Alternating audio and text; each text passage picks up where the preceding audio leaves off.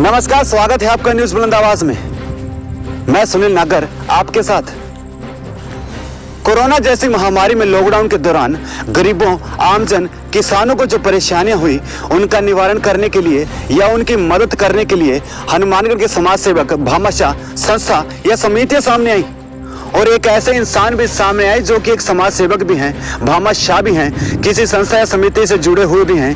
Hanumangarh junction sunrise institute of information technology, Hanumangarh junction, Rajasthan skill आजीविका निगम के training partner व निदेशक भी हैं और ब्लॉक कांग्रेस कमेटी के उपाध्यक्ष भी हैं। जी हाँ, हम बात कर रहे हैं अश्विनी पारिक की। इनके द्वारा कोरोना जैसी महामारी के समय संस्थान के द्वारा निम्न कार्य किए गए। गरीबों, आमजन, किसानों की हर मुश्किल घड़ी में उनके साथ खड़े नजर आए अश्विनी पारिक।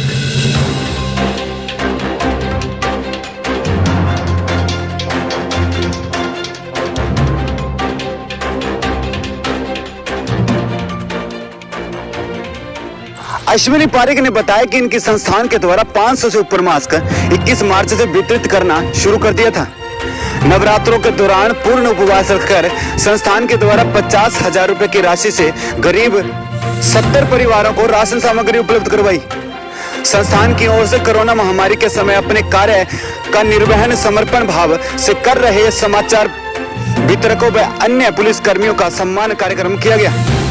संस्थान के निदेशक की ओर से मुख्यमंत्री के कोई भूखा न सोए अपील से प्रेरित होकर अपनी शादी की सालगिरह के दिन 15 अप्रैल को 21,000 रुपए की राशि का चेक जिला कलेक्टर के माध्यम से मुख्यमंत्री सहायता कोष में जमा करवाया। वह इनके द्वारा अशोक चांदना युवा मामले एवं खेल मंत्री, स्वतंत्र प्रभार, कौशल रोजगार परिवहन राज्य मंत्री व स्थानीय विधायक चौधरी विनोद कुमार का भी आभार व्यक्त किया गया। इन्होंने बताया कि इनके संस्थान की ओर से 21 गरीब परिवारों को 11,000 रुपए की राशन सामग्री 26 अप्रैल को वितरित की गई। इसके अलावा उन्होंने अपने एक जरूरतमंद सेंटर संचालक के लिए, जिनकी दोनों किडनियां खराब हो गई थी, कारपोरेशन से बात करके 1 लाख रुपए की सहयोग राशि RKCL से मंजूर करवाई। पक्षियों के लिए 3 मई को परिंदे बांधने का कार्यक्रम अभियान भी शुरू किया गया। 28 मई को स्पीक अप इंडिया कार्यक्रम के माध्यम से गरीबों व मध्यम वर्ग के लोगों के लिए मांग उठाई व कंप्यूटर सेंटरों व कोचिंग सेंटरों के लिए आर्थिक पैकेज हेतु केंद्र सरकार से आग्रह किया। 30 मई को जिला कलेक्टर के माध्यम से मुख्यमंत्री से विष्णुदत्त बिश्नोई आत्महत्या प्रकरण में CBI जांच का आग्रह किया। कोरोना काल में फ्रंट लाइन वॉरियर्स के सम्मान के लिए यह एक जरूरी कदम था। CBI जांच का आग्रह मुख्यमंत्री ने स्वीकार भी किया। यह सभी 36 कौम के प्रयास से सफल हुआ और उन्होंने बताया कि 3 जून को किसानों की पीड़ा को समझने के लिए टिड्डी दल से नुकसान को देखने के लिए जोड़कियां व रोड़ावाली के खेतों में वरिष्ठ कांग्रेस नेता सौरभ राठौड़ के साथ जाकर नुकसान का जायजा लिया व मुख्यमंत्री से नुकसान के भरपाई हेतु आग्रह किया। अश्विनी पारिक ने बताया कि इन सभी कार्यों में राज्य सरकार व स्थानीय प्रशासन की गाइडलाइन व सामाजिक दूरी के नियमों की पूरी पालना की गई थी। संकट की इस घड़ी में सभी कार्यों में स्वयं के व्यक्तिगत पूंजी से सामाजिक दायित्व का निर्वहन किया गया। इसके अलावा व्हाट्सएप व सोशल मीडिया पर राज्य जिला प्रशासन के आधिकारिक सूचना को प्रेषित कर जन चेतना व सही सूचना का कार्य भी अश्विनी पारिक द्वारा निरंतर रूप से किया गया।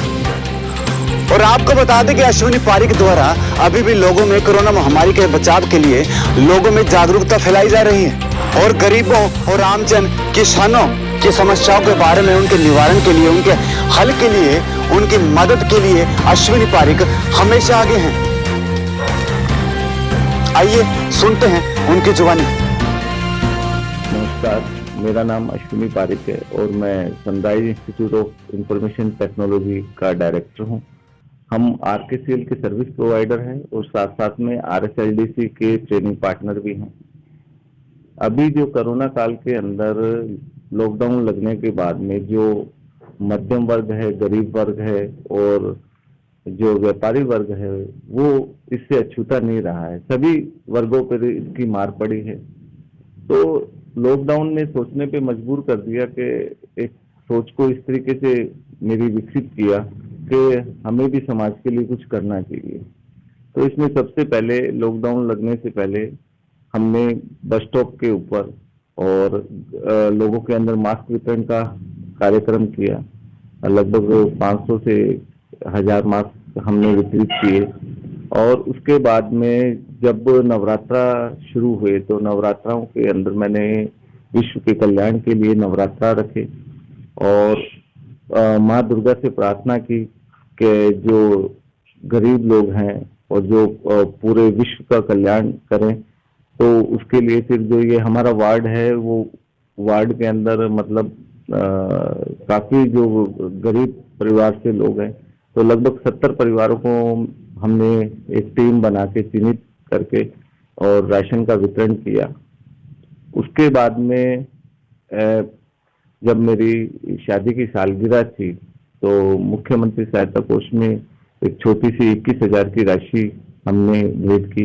इसके अलावा परिंदा लगाओ अभियान हमने इस लॉकडाउन के अंदर किया और जो खबर सेनानी हैं और जो पुलिस हैं उनके सम्मान का कार्यक्रम भी हमने आयोजित किया।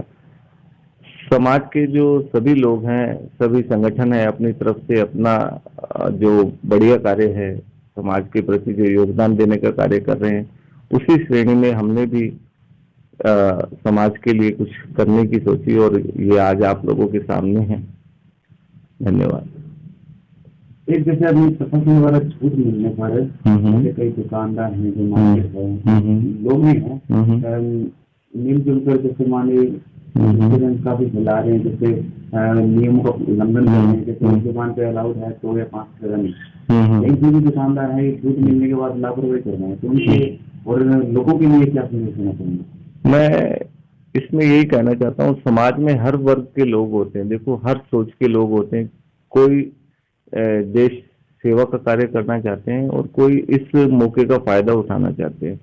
तो मेरा उनको यही संदेश है कि ये जो ऐसी विपरीत परिस्थितियां आई है उसमें आप लोगों को प्रशासन के जो रूल्स एंड रेगुलेशंस हैं उनका पालन करते हुए आपको समाज के लिए कार्य करना चाहिए और ज्यादा भीड़ ना इकट्ठे होने दें, सोशल डिस्टेंसिंग का पालन करें, साबुन से नियमित हाथ धोएं, ये सारे कार्य उनको करने चाहिए। और इसके अलावा क्योंकि मैं आरकेसीएल का सर्विस प्रोवाइडर हूँ और मेरे एक जो सेंटर के संचालक हैं उनकी काफी परिस्थितियां विकट थी, उनकी दोनों किडनियां डैमेज हो चुकी थी और लॉकडाउन के समय में जयपुर जाके और डायलिसिस करवाना और एक बहुत ही मतलब विकट कार्य और उनके जो किडनी ट्रांसप्लांट की भी बात चल रही थी।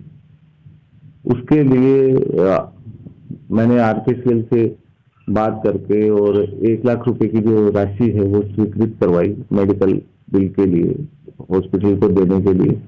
इसके अलावा जो